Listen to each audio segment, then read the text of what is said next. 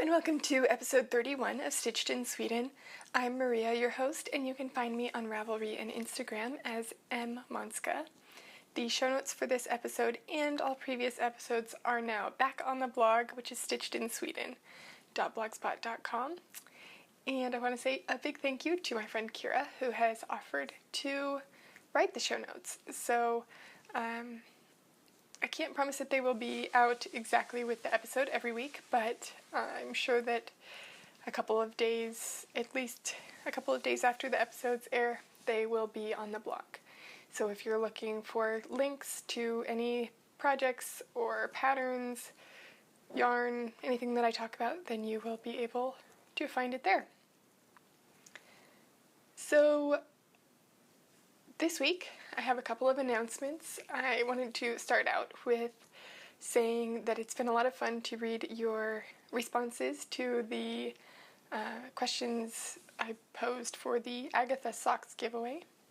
And this is a pattern by Claire of the NH Knits podcast, and they're a beautiful pair of socks that we are giving away on the podcast, and there's a giveaway thread over in my Ravelry group, so I'm going to leave that thread up for another week or so because a lot of you have still been entering in some responses that are a lot of fun to read, so go over there, and you don't have to answer the questions that I put in the thread, but just to give you a little bit of an idea, and it's fun to read through what other people have said, so I definitely encourage you to go check that out. We will also have another giveaway this week. Isabel from the Fluffy Fibers podcast contacted me last week, and she said that she had just recorded and uploaded an episode called Shawl Season, and she didn't even realize that I was doing a knit-along called that, and she wanted to offer a copy of each of her beautiful shawl patterns to give away as part of the knit-along, so I thought that would be lovely, and she has recently come out with her new shawl called Bon Bon, and it is really beautiful, a shawl that looks like it would be a simple but fun knit to do, and she designed it for one skein of fingering weight yarn that can be a variegated yarn, or I'm sure it would also look beautiful in a semi-solid or solid yarn.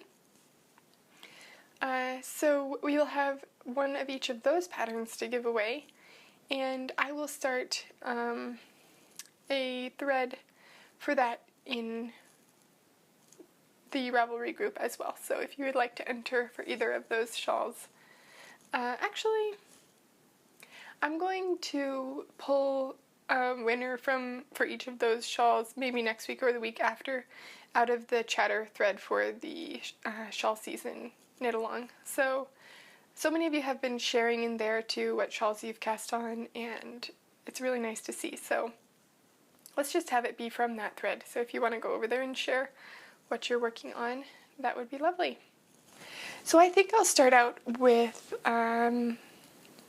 this week in Stockholm, which is not that exciting, but I can still tell you. And then I'll talk about my works in progress.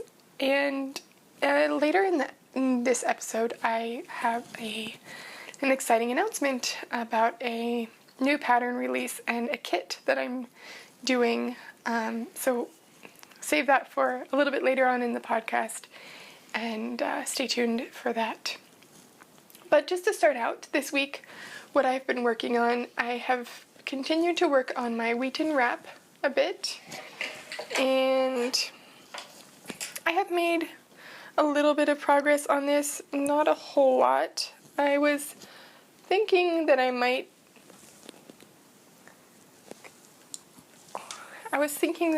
finish the second ball of yarn, but I'm still on the second one out of 5. But I'll show you what I have so far. Here it is. There's the bottom. And it's just trucking along. That's more of the color right there. And here is how much I knit this week. So maybe about one pattern repeat. But it's still really nice to knit on, and I'm really enjoying it. It's starting to get a bit... Oh, I just said I was going to start with This Week in Stockholm, and then I didn't. Well, nothing really happened, but it's definitely getting cooler still, and I'm excited to be knitting on this wrap so that I can wear it soon. Either while it's still fall, and then I could just have on a sweater or light jacket and then have this as like a main source of warmth, or also when in the winter when it's really cold I'll be able to wear that with my winter jackets. But it is definitely getting cooler, and yesterday was Saturday, and Thomas and I went on a little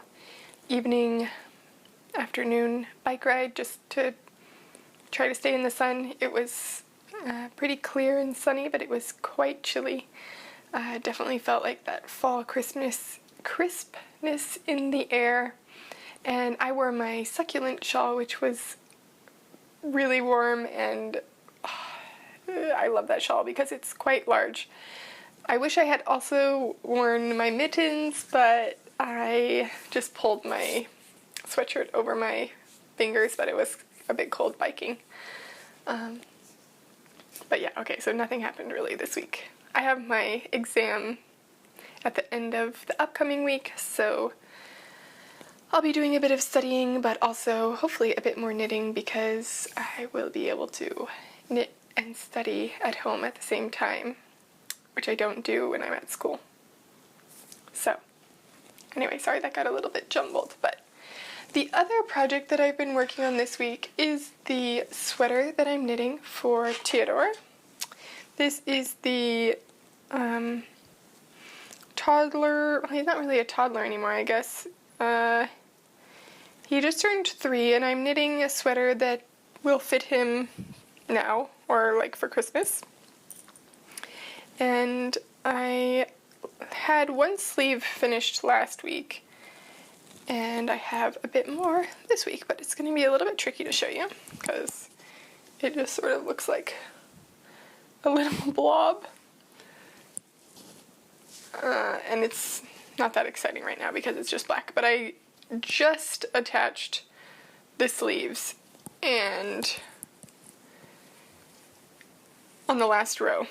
So I just attached the sleeves, and I am beginning... I did the first round of the yoke decreases, and I will start the color work on this next round, which is really exciting because that's, of course, the interesting part of this sweater. I think I have shown you before the colors that I'll be using are these gradients of gray, and so it will start with the dark gray and then go into the white and then back in the opposite direction as well. So I'm really close to the color work part, and I mean, like after I finish recording this, I'm going to start with the color work. So that will be fun. I did add a couple of rows on the back, short rows, right before I joined the sleeves, so that the back will go up farther and you won't get the choking neck. I talked about this with my Cybella pullover that I did. Basically, in order to do that, I'm knitting the body stitches in the round. I knit this one from the bottom up. So knit the body stitches, and then I put one marker to mark half of the stitches. So the beginning of the round and then halfway the stitches. And then I knit till 10 stitches before the end, do a short row, knit to 10 stitches before the beginning of the round, do a short row, turn around, knit to 5 stitches, turn around, knit to 5 stitches before the marker, turn around, knit to the marker and do the short row stitch on that stitch, and then knit to this marker and do the short row stitch on that stitch, and then I start knitting all the way around again.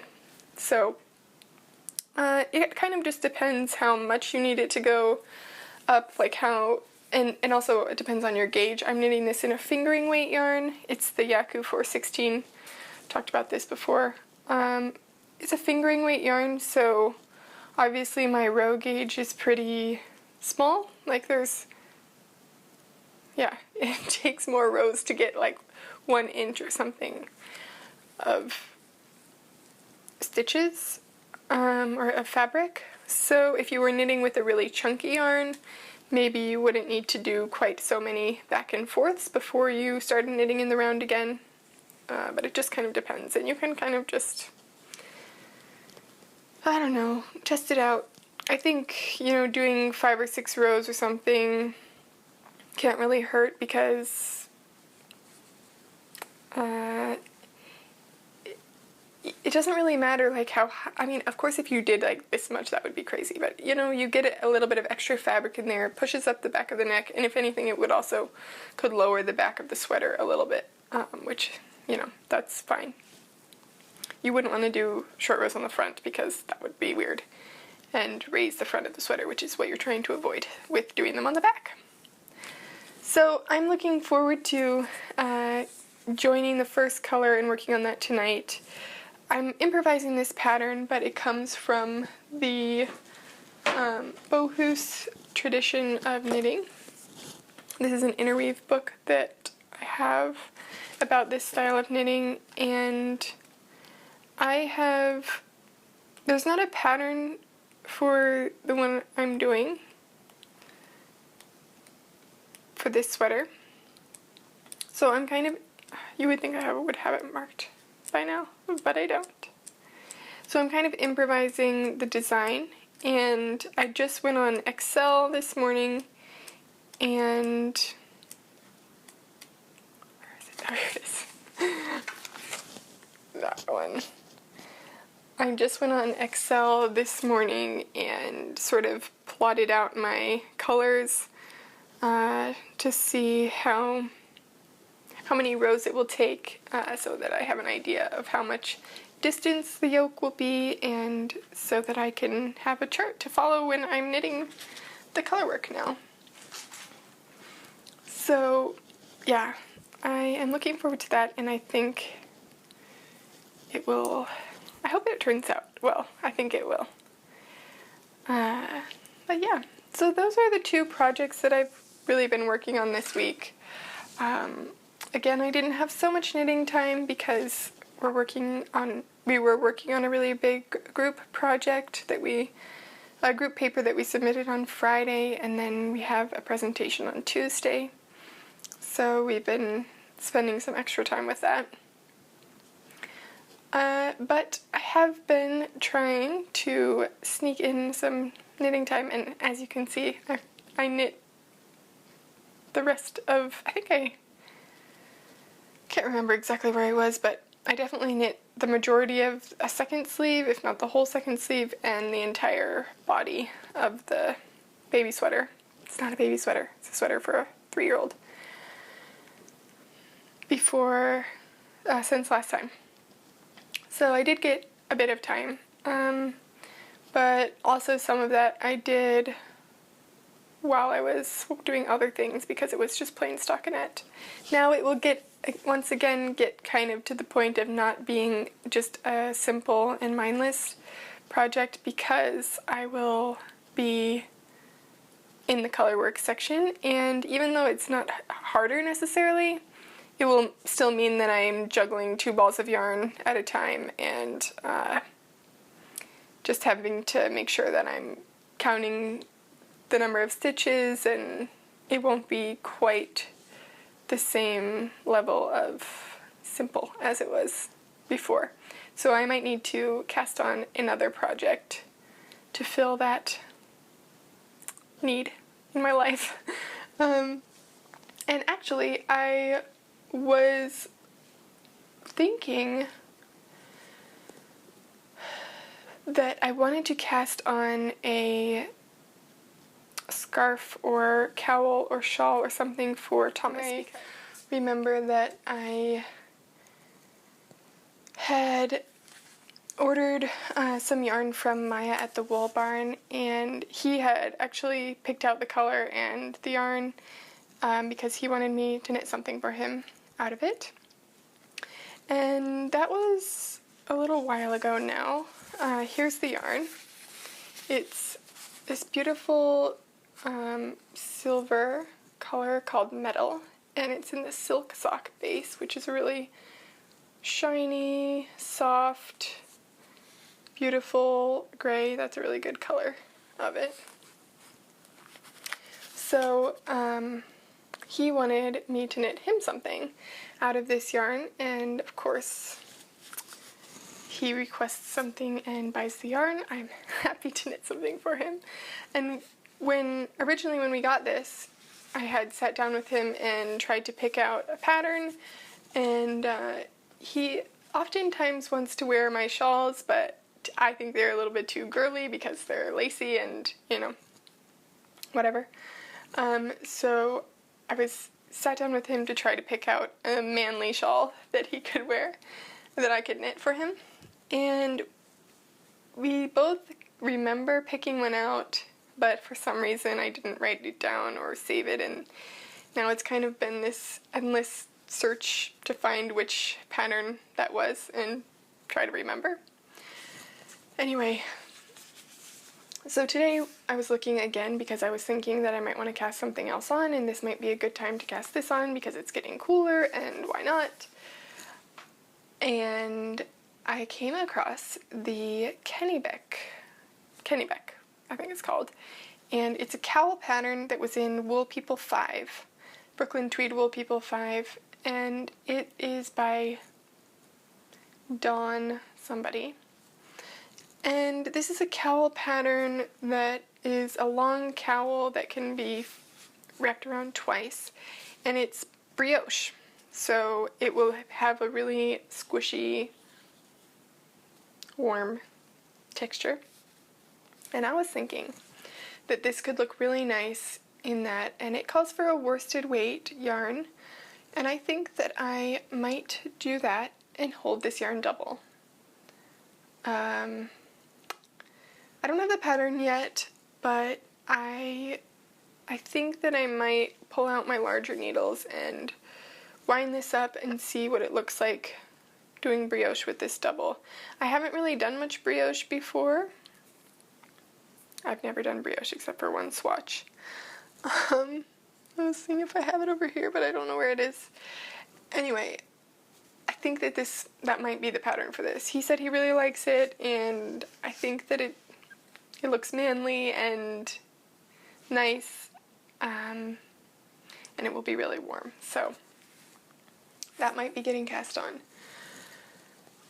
I sort of have brioche on the mind because I was watching Danny from the Little Bobbins, her most recent episode that she just put up, and she has been knitting on the Excuse Me shawl, I think it's called, which is a pattern by Stephen West. I have never knit a Stephen West pattern, but I am intrigued by brioche, and I still want to knit the Oshima pullover, which I have the pattern and yarn for, which is like the first thing I think I talked about on the podcast back in January. And I think I will make that my next sweater that I cast on soon, in the next couple months, we'll say. And that has the reason why I say that is because the yoke area, and it has a big cowl collar that are brioche. So Danny from Little Bobbins has been working on the Excuse Me shawl, which is in brioche, and I think that it looks pretty cool. And I thought that I might want to start one of my own, or some other pattern that can incorporate these colors together, and I think brioche would be a nice way to do it because you get a lot of texture and like bouncy squishiness, and could be really nice. I'll show you this yarn in a minute again. So if you have any ideas for a nice large brioche shawl. I haven't really looked at the Excuse Me shawl more than just what I saw on her podcast, but I am sort of on the lookout for that now and may want to cast that on kind of soon. We'll see. So that is the question this week, if you have any suggestions for a nice brioche shawl. All right. I did decide that it was about time that I go into the questions thread and answer some of your questions. So if you sent me a question a while ago, I have responded to some of them in the Ravelry thread, and then I have one from Chatty Cathy P, and she asked, do you ever come across a stitch a few rows back that looks funky? Do you go back and fix it, or do you just leave it? Yes, I do, sometimes, and I tend to go back and fix it. Depending on how far away it is, I try to look at my knitting as I go so that I never go really far without looking at what I've done to make sure that there aren't mistakes or weird stitches. If the stitch just looks like it's pulled a little bit or kind of like wonky, then I sort of might grab the fabric and pull it a little bit and see if that stitch will straighten out, for example, after I block it. Usually that's the case. But if something's actually wrong, like maybe you only caught part of the yarn when you were knitting the stitch so that it's split and actually part of the stitch is down a little bit, then I'll usually go back and pick it up. I won't unknit or rip back the yarn. I will drop down that stitch, the single stitch, or sometimes a couple of stitches depending on if there's patterning going on. I'll drop it down, and then with my crochet hook I will pick it back up after I fix it. Because even though that itself takes a little while to do, and it can be a little bit scary because you're dropping your stitch all the way down, it's faster than having to unknit or rip out and reknit the whole section that you missed or you've knit since the weird stitch. So that's usually what I do. And worst thing that could happen is that you can't get the stitches back on and then you rip back. So it's kind of like you might as well try to just drop down the one stitch and try to fix it, and if you can't do that, then you could just unrip the whole thing. But usually you can fix it when you just drop down one stitch. There's a couple of Craftsy videos, I think, about fixing mistakes. I'm not an expert on it, especially in lace, but I know that there's a video about that, and I would like to become better at it. But I have gotten pretty good at it.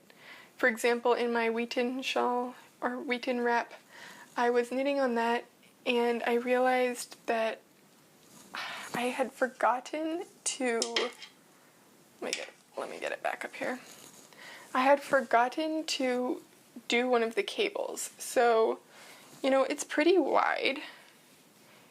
I don't remember how many stitches it is, but it's pretty wide if you want to go back and fix something. So like on one of these cable sections, I had forgotten to twist one of them. So, and I had knit a bit further up, and it was just on one that was missing, but I wasn't going to leave it because that would probably bother me. So then I dropped down those 6 stitches or whatever, did the cable turn, and picked them back up. And that maybe took 15 minutes or 20 minutes or so, but it still was less time than knitting this much knitting, or ripping out and knitting this much again. So for me it was worth it. This is how much I have left of the second ball, so maybe that will get finished this week. We'll see. But yeah, so thanks for your question, Kathy. And I just wanted to say with the Ravelry group, thank you to all of you who have been over there and chatting, especially with the shawl season, Cal, and the giveaway this week. There's a lot of you have also recently introduced yourselves, which is really nice. And I do read all of those messages, so yes, welcome to the group and thank you for introducing yourself.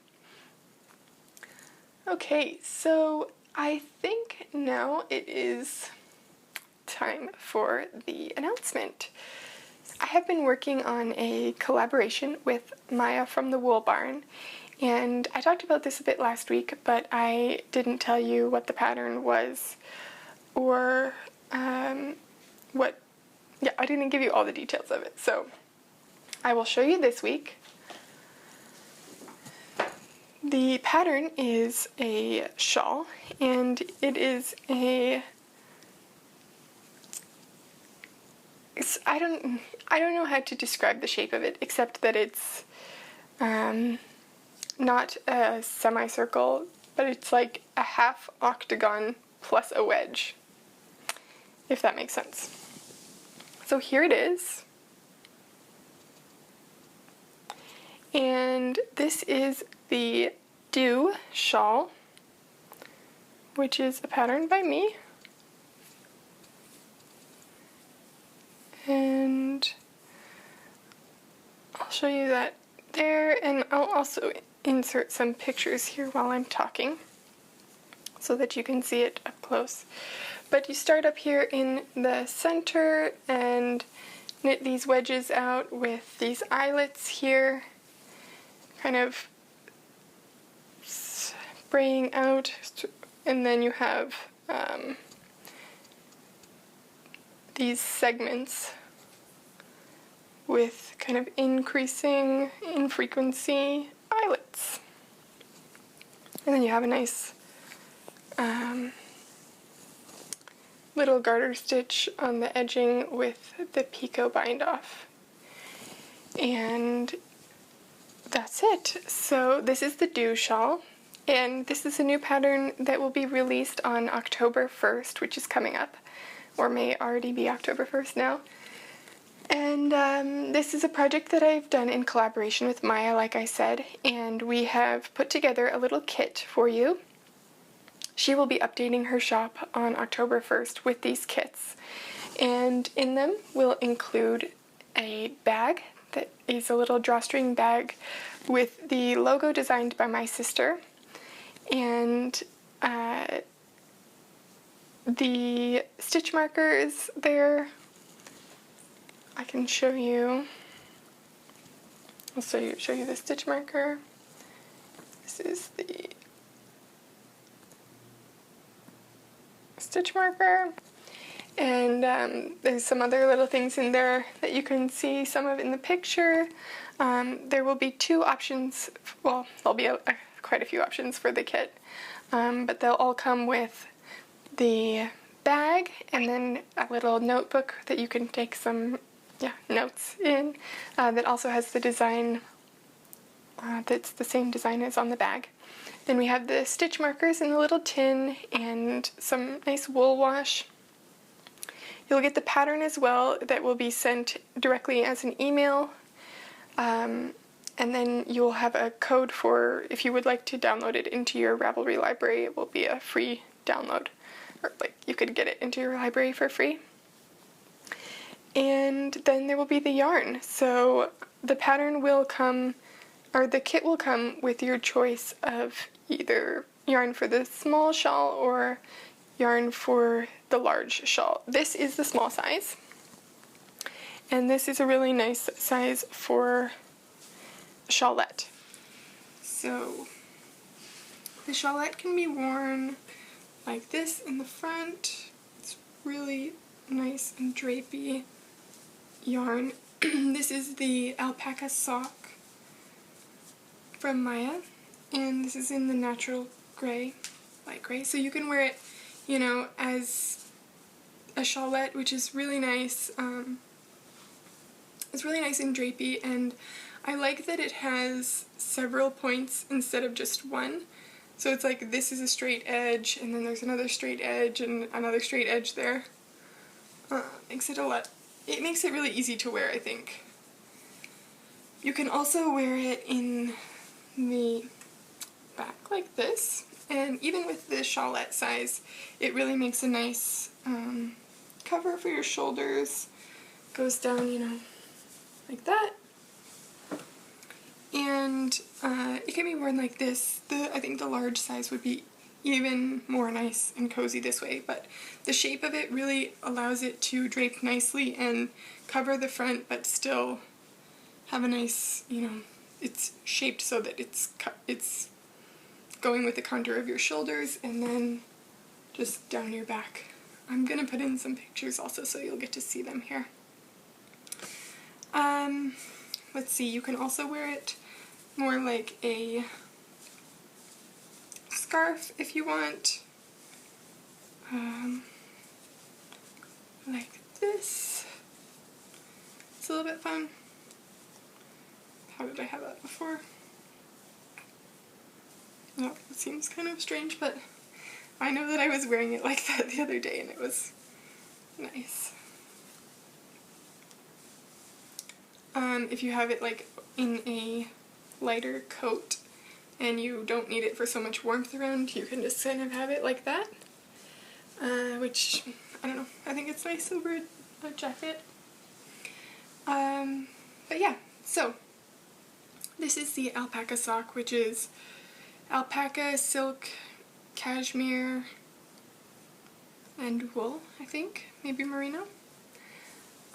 And we're going to have a couple of different bases and colors available,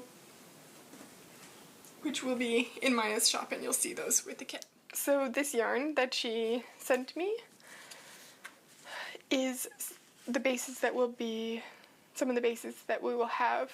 I think my favorite is the smooth sock, and she sent this to me in Old Romance, which is a nice speckled colorway, but this is a 75% superwash merino and 25% nylon, and it's a nice tight twist, multiple ply, probably 3 or 4 ply sock yarn, and I think this is really lovely for shawls. I knit up a little sample of this and it was beautiful. I love it. Another one I know we'll be offering is the silk sock, and this is in the duck egg colorway. She has dyed some special colorways for the kit, and I believe one of them is petal. Just this nice pink. So you'll see those in her shop on October 1st with the kits. So I really hope that you like those and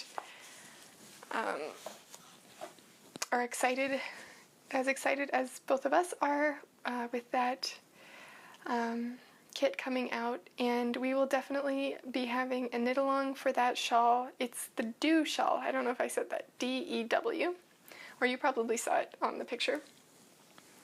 We'll definitely be having a knit along for that, and I will also be giving away 2 copies of that pattern. So if you are interested in winning that pattern, you can put a comment in this week's episode. And Maya has generously donated a kit to give away on the podcast, so that is really exciting. And there will be a separate thread in the Ravelry group for that. So you'll receive the whole kit with the yarn and everything so you can get started knitting on that pattern. So I think that is it for exciting news. Yeah. I would like to thank my test knitters who did this shawl. They actually finished knitting this shawl a while ago, but we have just, been getting the kit together and everything, so I'm really thankful for their patience, and I'm excited to have them get to share their shawls now on Ravelry with all of you, and you can see how beautiful all the ones that they made are, because they're really turned out really nice, and there's a lot of different colors that people used, and both sizes, the large and the small version too. So yeah, exciting. I was thinking that this yarn now needs to become, like I said, this needs to become some sort of brioche shawl. but I don't have a good pattern yet, so please do let me know what you think. And I will keep browsing Ravelry like I do. So, yay, exciting, and thank you, Maya. Was so nice to work with you, and I can't wait to see the colors in the kits. Looking forward to that update on October 1st. So do check that out. It's Maya from the Wool Barn, and she has a shop over on Etsy, and she will probably have an announcement there of when the shop goes live for the kits. But definitely check that out if you're interested. So I think that's it for this week. I hope that you have a really nice week with lots of time for knitting, and that if it's fall or becoming fall where you live, that you are enjoying the cooler temperatures and knitting lots. So, see you next week. Bye.